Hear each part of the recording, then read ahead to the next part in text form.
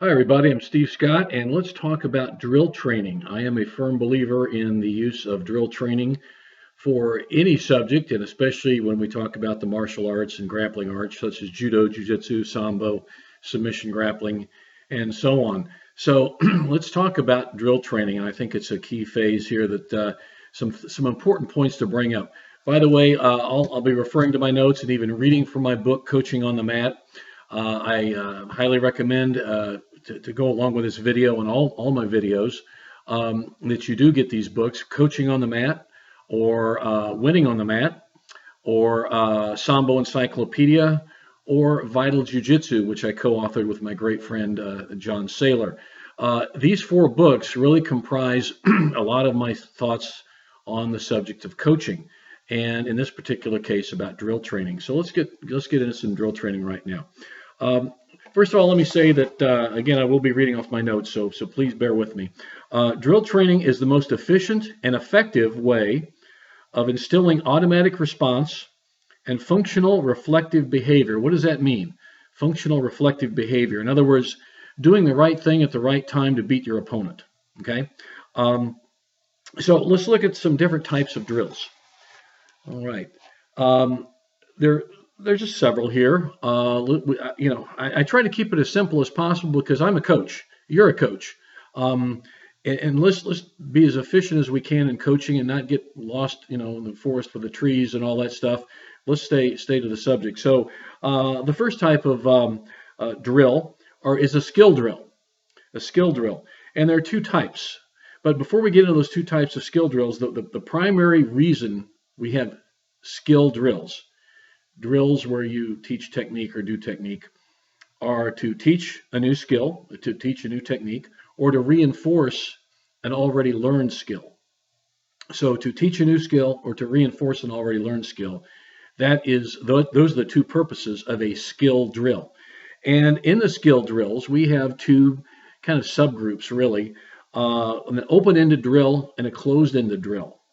Now, let me refer to my reading here on Coaching on the Mat in my book. And if you do have my book, Coaching on the Mat, I will be starting reading at about page 32 here on this, on the subject of skill drills. An open-ended drill, the first of the two. These are drills where the student is often presented a basic or specific situation, and he must adapt or react to it using his own methods or already learned skills or tactics. Okay. A closed-ended drill, the second of the two. These are the drills which teach or reinforce specific behavior. Okay, this is also called a fixed drill. And the student must work on specific skills or exercises repeatedly to develop that skill into an instinctive or really an automatic response. Not instinctive, because instinctive may not be the right thing to do, but an automatic response. Okay, as I said here, functional reflective behavior. In other words, do the right thing. Okay, so a closed-ended drill is has very specific parameters, and you want your student to do a specific thing within those parameters. A good example of a fixed drill or a closed-ended drill is uchikomi, fitting practice, or butsukare for the standing, the foot speed drills. But remember, uchikomi can be done both as a standing, like for improving throwing techniques, but also for ground fighting. Repeated drilling on ground fighting, the same move over and over again with varying degrees of resistance. Students can perform many repetitions of a specific drill or technique in an uchikomi or a closed-ended drill and get the benefit of developing that skill so that it becomes an automatic response, okay, and the correct one too. Okay, we always want the correct one.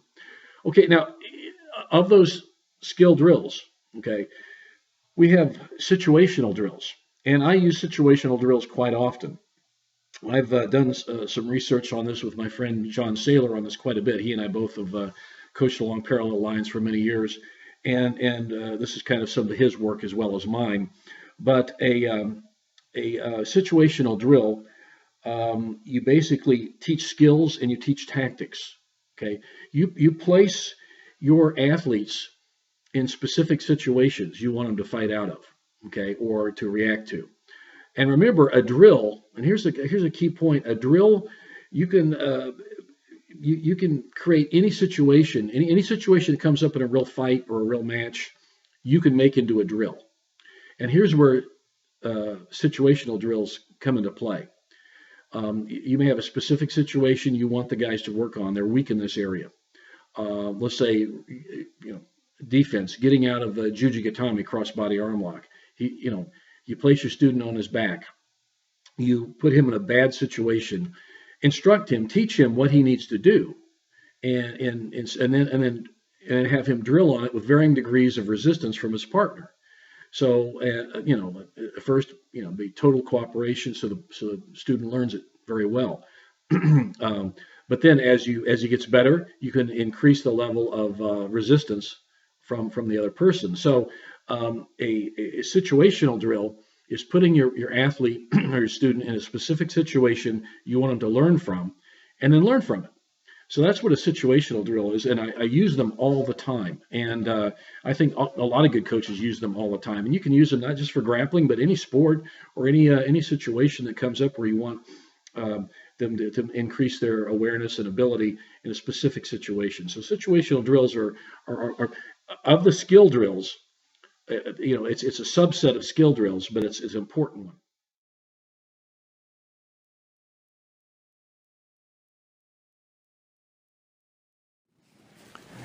The guys are doing some moving uchikomi. In this case, the attacker is moving backward and just doing uchikomi all the way down. And then one guy brings him down, the other guy brings him back, and moving uchikomi. It's a good dynamic moving uchikomi drill, and we do it a lot. It's a good drill.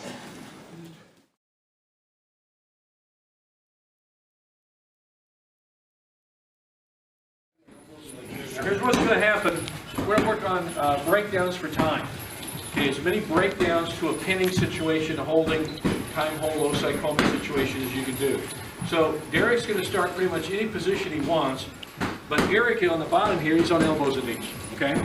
So Derek's job, I'm going to start the clock for 30 seconds, and I say go. He's going to shoot forearm near leg, any type of breakdown he wishes. Any way to get him on his back, turn him onto his back, stick him for a second, pop him, get right back up.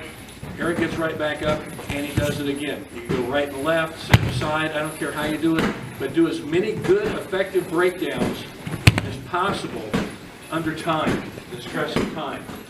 Okay? And that's what we're just going to keep doing. All right? Everybody got that? All right, let's go ahead and team up. Sandy, keep it rolling. And let's team up, and let's start. I'll start the time with you, everybody. So let's go ahead, get a partner. Come on, guys, elbows and knees, not partero, on the elbows. And the other guy to the side. Go. Real quick. Get in. Let's go. Get started, guys. Come on, guys. Don't waste our camera time. Yeah, you can help him too. Sure. Because he's done a few of these before. It's been a while. Wait till I tell you. Gentlemen, wait till I tell you. All at the same time. Okay, ready? Get down. Set. Go. 30 seconds. Work it. Arm near leg. Belt Nelson. Anything you want to do. Work it. You're going. Quick. 3, 4. Keep going. Guy, keep doing it. 30 seconds. 5. 4. 6. Keep going. 5 seconds. 30 seconds. One more. Time. Okay, the other guy. Hop him up. Get ready. Okay. Get set. And go. Keep pushing. Get flat. Now, go back. Do the same thing. You got the leg. And on his back. All right. Yeah, trying to turn him. We want to turn him. No resistance. Spooky. The guy hasn't done it. Try not to lift him. Try to push and drive him. Scoop and drive. Don't lift. But you want to push into his chest at the same time. A few seconds left. And time. Good. All right.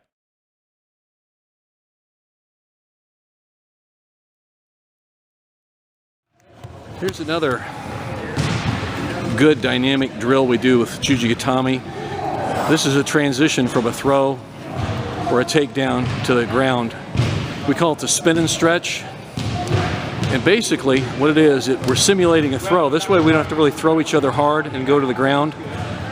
But Ryan grabs Chris, steps across, steps over, and actually, you know, like shoulder sits on Chris's shoulder, squats over his shoulder, and takes him down. You see Chris, he's going to come to it this side, step over, right into Juji. So what we're teaching the guys when we do this drill is to throw and immediately arm lock, follow up to the ground immediately. It's a very effective follow-up after a throw, and we do a lot of repetitions, a lot of practices. We do this drill. Step across, boom. We call this the spin and stretch.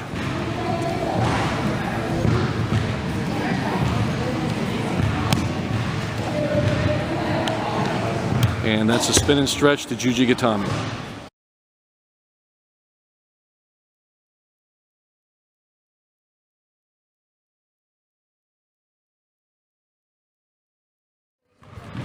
We're working on the what we call a Judo switch. It's really a go behind. If you're the bottom grappler like Derek is now, we're working on just getting a top position. We drill right side, left side. We do this drill a lot because if you are stuck on the bottom, you want to get to the top, you want to be in a top dominant position, and often a ride from the back ride is a very good dominant position. You can see we're just drilling on this. Notice how the guys, when they do this, they choke. They get a good firm grip of the opponent's knee. So if you're the bottom grappler, or judo player, jiu-jitsu player, you are the one squeezing real tight on that knee like you're choking the knee, and you come catch the side. Get to the side and go to the top. You just work around the corner. Derek, you can see it come around here, comes to the top, gets the top ride. That is the Judo switch. Types of drills, the skill drills, which include situational drills, and fitness drills. The fitness drills are the second type of drill. And let's talk about fitness drills. We basically emphasize physical development and coordination, okay, of any type, whether it's aerobic or anaerobic capacity, you know, cardiovascular or strength levels, coordination, quickness, speed, whatever it may be, whatever the physical attribute you want your students to have, that comes under the realm of a fitness drill. And let me just fitness drills. Fitness drills can also be used in a skill setting, in a skill drill setting. You can combine the two. These drills can mix together, okay, and they often do, okay. You can let's say uchikomi training. You know, you can use uchikomi training even though your specific goal is to teach a specific movement in throwing. Let's say for throwing, okay, uchikomi is for throws, but you can also use that uchikomi training as a fitness drill by doing very intense periods of it, short bursts of intense periods, or long periods of it, which could get boring, and I don't really recommend, but you could, to increase their fitness, their aerobic capacity, okay? So, and also the fitness drills, you want to teach and coordinate specific behaviors from the body. You know, you want your body to react a certain way, so you have to train it to do such a thing. Now, again, it's a skill drill, but it's also a fitness drill in the sense that repeated exercise, your body adapts and gets used to it and can do it more readily, okay, and more easily. So that's, you know, that's one of the purposes of a fitness drill as well. So you can combine skill drills and fitness drills to really provide a good overall basis of training, okay.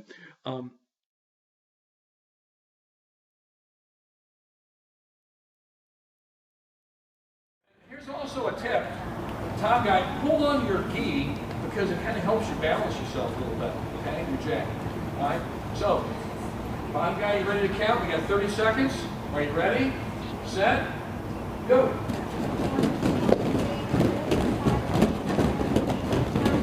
Tell you when to stop, so keep going.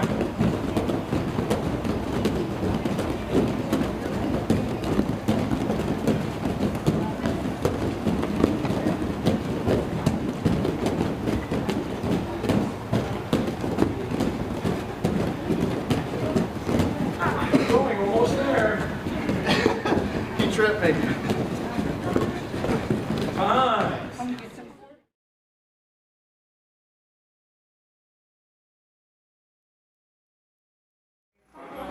We're shrimping as part of our warm-up, and you can see here this shrimping action, and it works great for the abdominals. We're doing it without anything. We're going to be grabbing some medicine balls in a bit here, but the guys just as part of the warm-up of shrimping. And we'll grab the medicine balls here and hold the ball as we shrimp.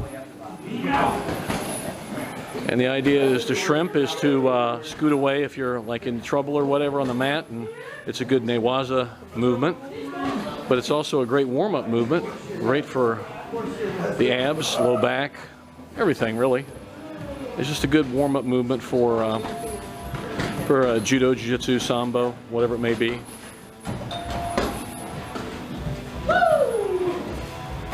So we'll be doing that. So that's the warm-up of the shrimping. There we have it. Why are drills important? Okay, why do we use drills? Why do I use drills? And I hope you do too. Believe me, if you just show up, and here's a personal aside from years of coaching and years of seeing other people coach and train, and myself included, my own training. If you just show up and randori or go live or roll and do nothing else but that, you won't make progress. You won't learn new skills. Maybe in an hour of just randori or going live, a situation you really need to work on may only come up once or twice, even with multiple different partners in randori. You know, let's say I want to really work on, again, let's go back to what I said earlier about getting out of jujigatami, escaping or defending against jujigatami. You may, if you don't have a plan on how to do that, if you just randori and hope, it happens during randori, you may not work on that at all one evening. But if you do some drill training on that, you can get repetitive skill training on that, and really get good at it. Okay, so, and you can use the skills in varying degrees of levels of resistance. So you don't have to just be total cooperation or total fighting all the time. Okay, so that's the importance of drilling, and that's how they can really help you as a coach run a more efficient practice and effective practice. Okay, so let's talk about. Here we go. I'm going to go back to page 32 in my book, Coaching on the Mat.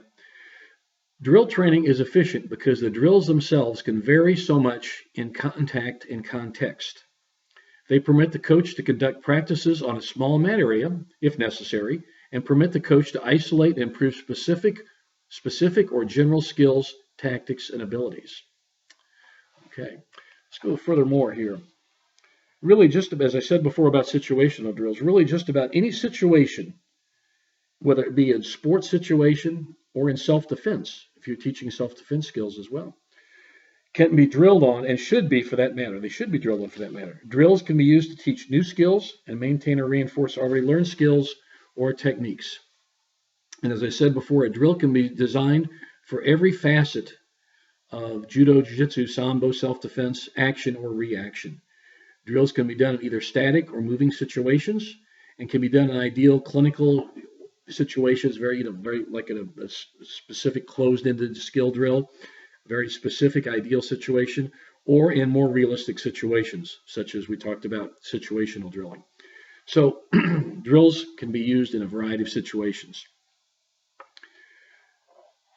When learning the fundamentals of any skill, of any technique, or when any new skill or concept is introduced to even elite level athletes, the skill drills should be closed-ended initially so that the specific technique can be learned. That you want, as I come back before, functional reflective behavior. Okay, it's kind of a, I know it's a college term or whatever, but no, it really has meaning. Functional reflective behavior. So when you're teaching a new skill, you want to have it drill set up so that they can be reinforcing the things you want them to learn, the automatic response. Okay, and not just learned, but eventually mastered. Okay, when we talk about mastering a technique, we're not going to master every technique or every skill that's out there, but there are some that we will. And drill training is the most efficient way to have people, get mastery of skills. It's one of the keys to mastery. Again, going back to the work that my friend John Saylor and I have done together, this is something he came up with, a phrase he came up with, keys to mastery. This is one of the keys to mastery of any skill is drill training, and it's very efficient. Okay. Now, when we talk about closed or fixed drills in learning a skill, this means that the athlete performing the skill should cooperate so that maximum learning and performance can take place. However, the drill training should be as realistic as possible right from the get-go. So in other words, when you're teaching a new skill to a student, teach the basic technique of it, but also as they're drilling, they will, and you will add to that, you will help them learn a more functional way for that person to do it to fit his or her body or the circumstances, okay? So right from the get-go, right from learning the basic behavior, the basic skill, you can start to mold that through good drill training to make it work better for your students. I hope that makes sense to you. It makes sense to me. I hope it does make sense to you as well. But many people mistake realism for resistance and non-cooperation. Okay, some drills call for total realism, open-ended drills, like randori. Randori could be an open-ended drill, going live or rolling, if it's structured and if it's supervised. If you just come and beat the heck out of each other, that's not a drill. That's just beating the heck out of each other. Okay, may not, may be good for the tougher guy, but the weaker guy, he gets nothing out of it just other than a beating. Okay, maybe he needs it, maybe not, but it doesn't do him any good particularly. I'm going to take a quick drink here if you don't mind.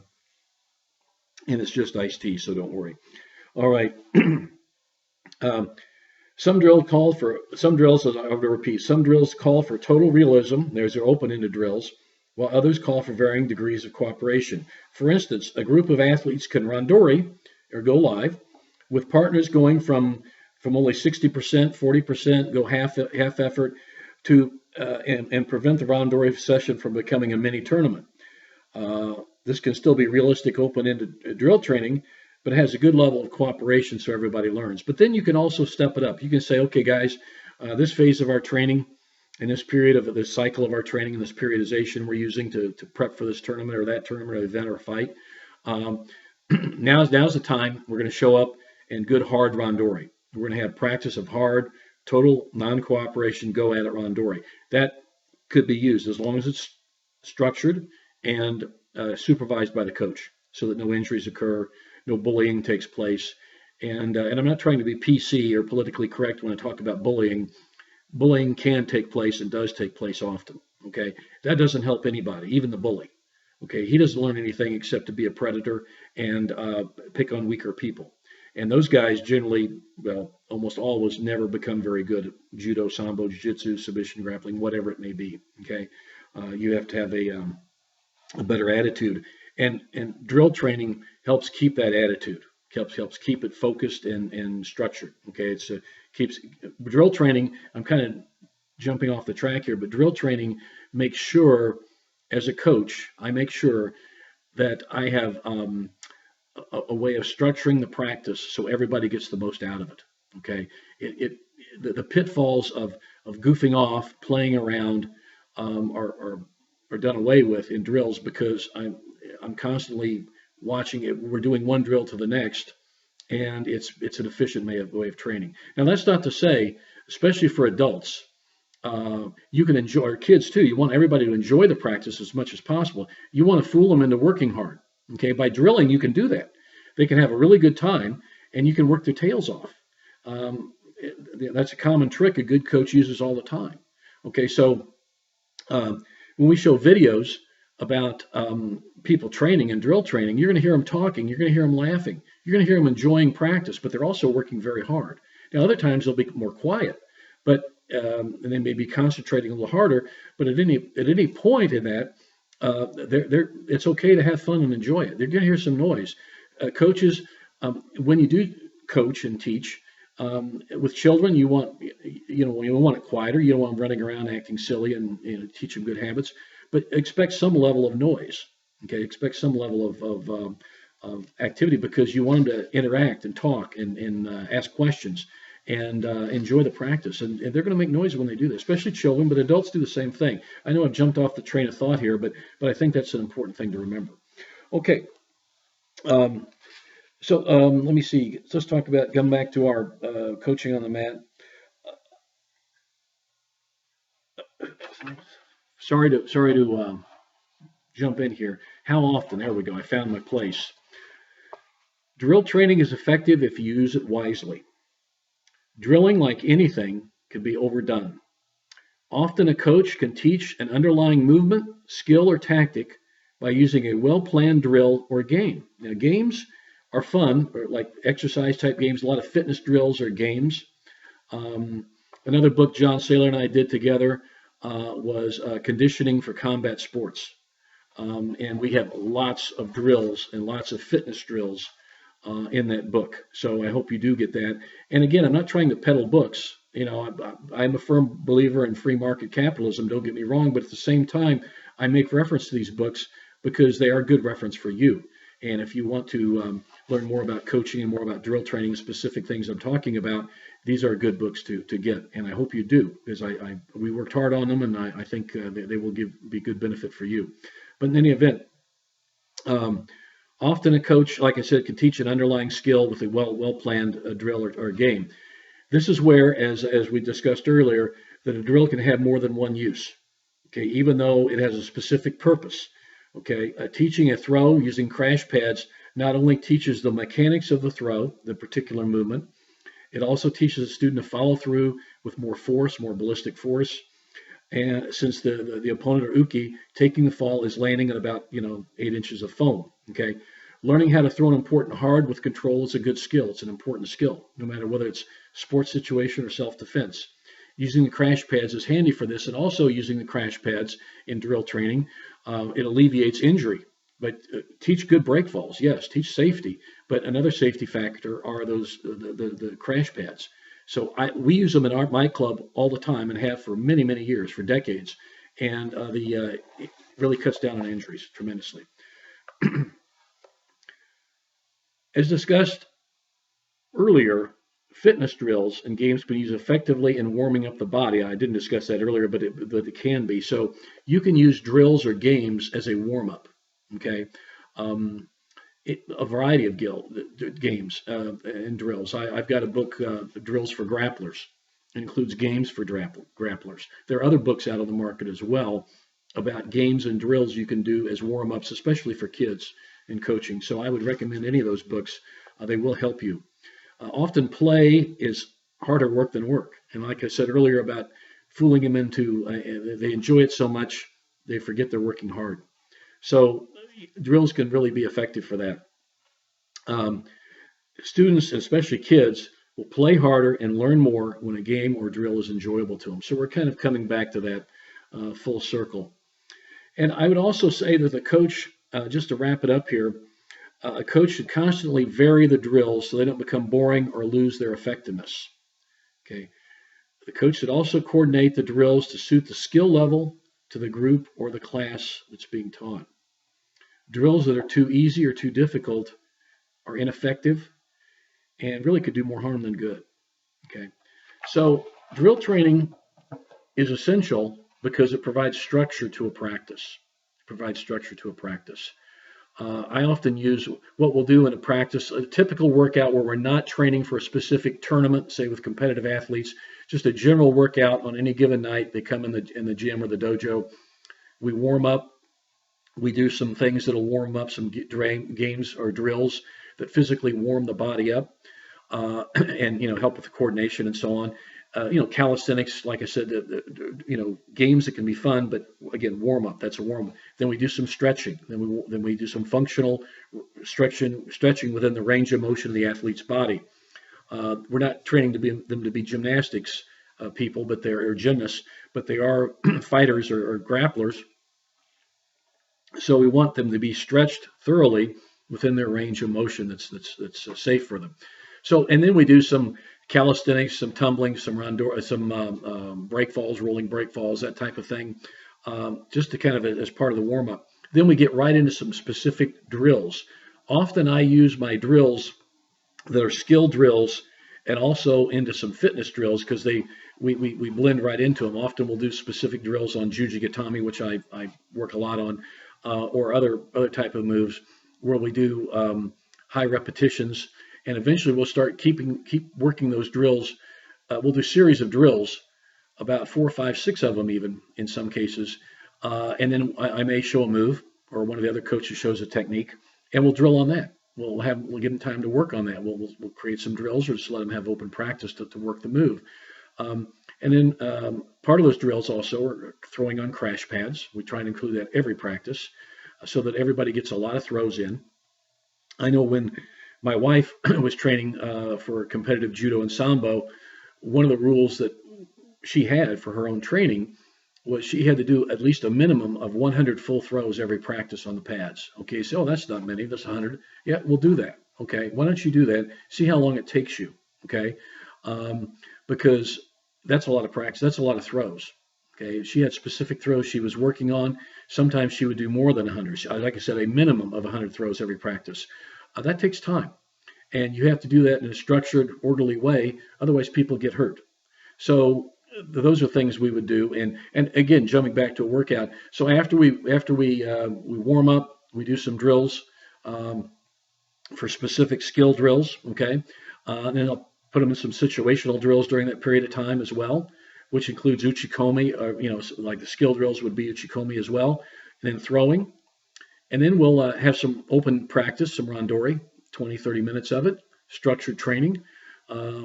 Generally with the adults that I coach, I let them go at the level they want to. If it's just a general practice, some go harder than others, but they're all under my supervision or in one of the other coaches' supervision, so nobody gets hurt or injured. And then we cool down and we talk a little bit, and then we go home. So that's about 2 hours of practice right there. So as a coach, I'm using that drill training to efficiently and effectively train my athletes from the time they walk in onto the mat to the time they bow out and go home. That's my job. And that's, if you're a coach, that's your job too. And all the while, we fooled them into working hard and they had a good time. Okay. So that's it on drill training. And again, I thank you.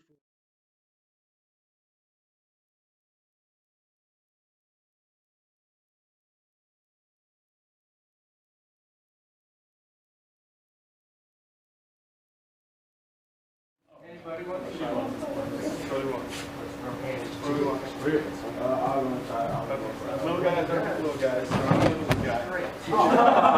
I'm Wes.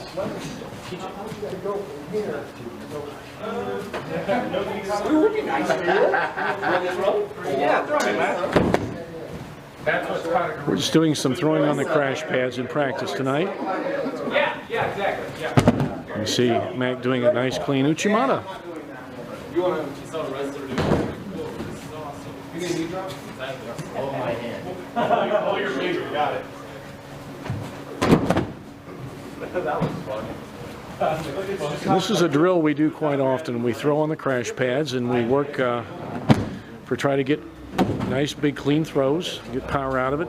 Crash pads add safety to us. It's in addition to knowing good break falls, we also use another 8 inches of foam, which really does protect us. We have a good tatami surface, so safety is important when you practice, and especially when you do hard throws like this.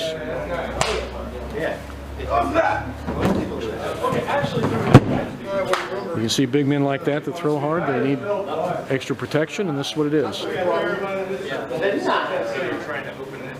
And it allows the thrower to throw with more ballistic effect, more power into the technique, and finish cleaner.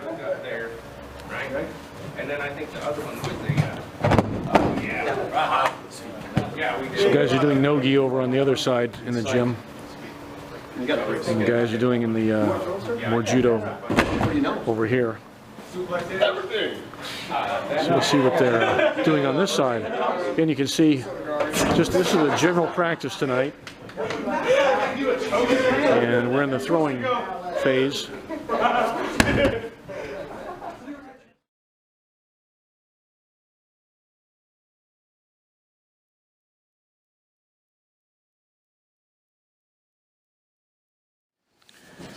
We're picking this randori round up in the middle of a newaza round with Wyatt and Josh. Wyatt's in blue, Josh is in white. We'll freestyle it. Good guard pass there for White. An Osei Komi situation. White's trying to set him up with a choke from the bottom, but didn't work, and he got out of the pin.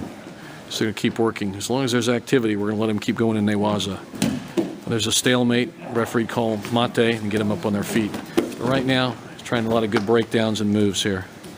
And they're off the mat. Go on, yeah, get back on the mat, guys.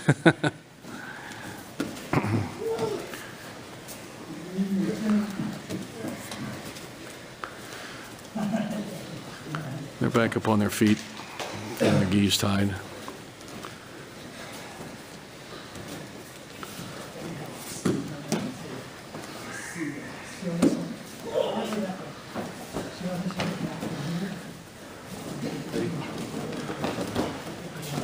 And they tied up again and they're going at it. Okay.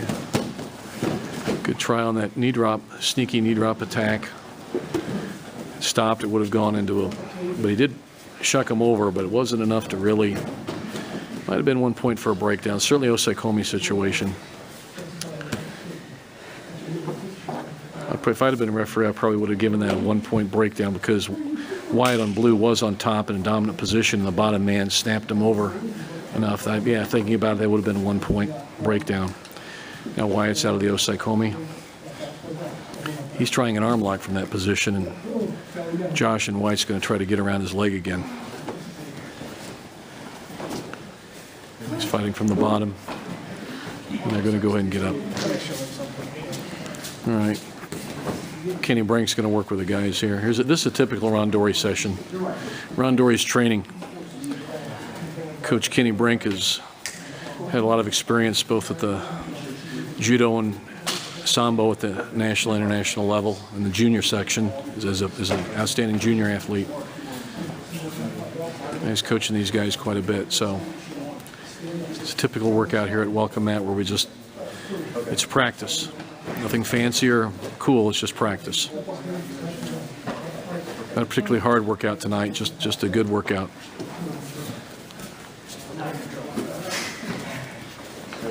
Guys are back at it again.